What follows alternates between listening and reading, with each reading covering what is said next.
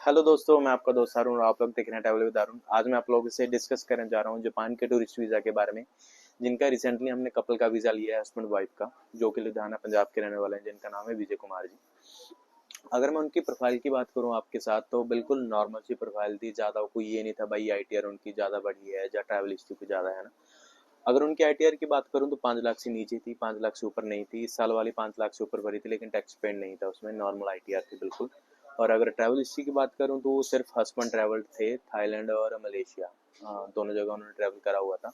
और वो भी ये था, जिस दिन उन्होंने मेरे को पेमेंट डाला है अपनी फाइल रेडी करने के लिए, तो नेक्स्ट डे उनका पासपोर्ट मतलब पानी वानी उस पर गिर गया जो कुछ भी, तो उस वजह से वो पासपोर्ट उनका सारा खराब हो गया। तो उन्होंने तत्काल में बिल्कुल नया पासपोर्ट बनाया, तो बिल्कुल फ्रेश पासपोर्ट ही हमने एम्बेसी में साथ में लगाया था। और उनकी वाइफ का भी पासपोर्ट फ्रेश है। उनकी वाइफ जो है हाउस वाइफ है, तो इनके हस्बैंड की जो उनके हस्बैंड है उनकी तरफ से एक सपोर्टिंग एफिडेविट मैंने साथ में लगाया था, और हस्बैंड की 2 साल का आईटीआर लगाया था, और 6 महीने का बैंक स्टेटमेंट और बिजनेस प्रूफ लगाया था। इनके विजय कुमार जी के पास अकाउंट में कुछ ज़्यादा फंड नहीं, तो इसलिए हमने बिल्कुल ताज़ी डाले थे, मतलब 2-2.5 लाख उनके अकाउंट में पड़े रहते थे। बाकी के अमाउंट हमने बिल्कुल फ्रेश डाली थी। करंट अकाउंट में थोड़े बहुत डाल दिए, थोड़े बहुत सेविंग में डाल दिए, दोनों में डिवाइड करके डाल दिए थे। ऐसे नहीं था कि भाई करंट अकाउंट में 50,000 है और सेविंग में हमने दिखा दिया 8 लाख है, ऐसा कुछ नहीं था। थोड़े ही उसमें दिखा दिए, थोड़े उसमें दिखा दिए, दोनों में मिला के हमने अप्रॉक्स 7-7.5 लाख रुपए दिखाए थे हस्बैंड वाइफ की फाइल के लिए वैसे जापान के लिए अप्रॉक्स 3-3.5 लाख तक सफिशियंट है बैलेंस। तो मेरे पास कुछ ऐसे लोग भी आते हैं जिनके पास सिर्फ और सिर्फ सेविंग अकाउंट होता है, उनके पास करंट अकाउंट नहीं होता। तो हाँ यार, कोई बड़ी बात नहीं है।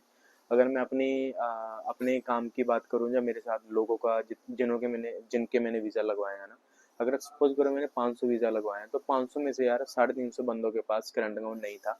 सिर्फ 150 बंदों में से मान लो 50 के पास करंट अकाउंट था, 100 बंदे जॉब वाले निकाल दो आप। ये ऐसी रेशो रही है ना।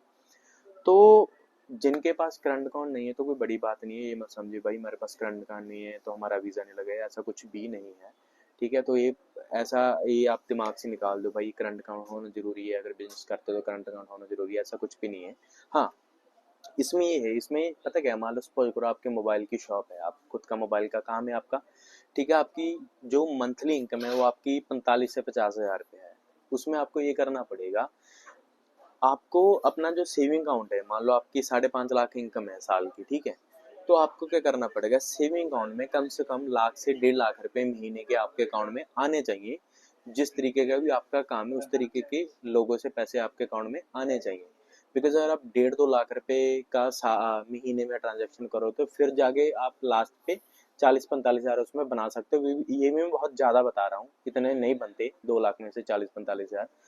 लेकिन अगर ज़्यादा कर सकते हो ज़्यादा करो, नहीं तो एटलीस्ट 2-2.5 लाख, 1.5 से 2 लाख के बीच में तो आप अपने अकाउंट में ट्रांजेक्शन करो।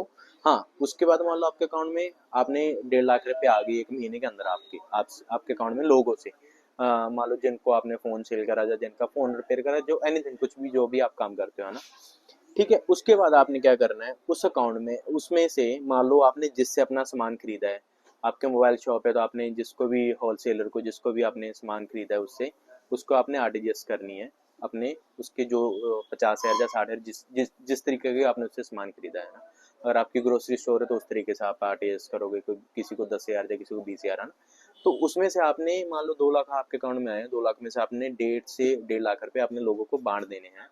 बड़ी बड़ी ट्रांजेक्शन में आरटीजीएस करनी है, ठीक है। भी भाई हमने तेरे से सामान खरीदा, उस चीज़ का उनको वापस दे दिया। उसके बाद लास्ट पे जो आपकी इनकम आपके अकाउंट में बच जाएगी, 45 हज़ार, 40 हज़ार, 50 हज़ार, वो आपकी मंथली इनकम हो जाएगी, सेविंग हो जाएगी। ठीक है, तो जब भी आप अपना वीज़ा अप्लाई करोगे तो कवर लेटर के अंदर आपको ये लिखना है, भाई मेरी ये शॉप है, ठीक है, मेरा कुछ ज़्यादा बड़ा बिजनेस नहीं है। ये लिखने की वैसे ज़रूरत नहीं है, अगर ये लिख दोगे तो भी कोई दिक्कत नहीं है।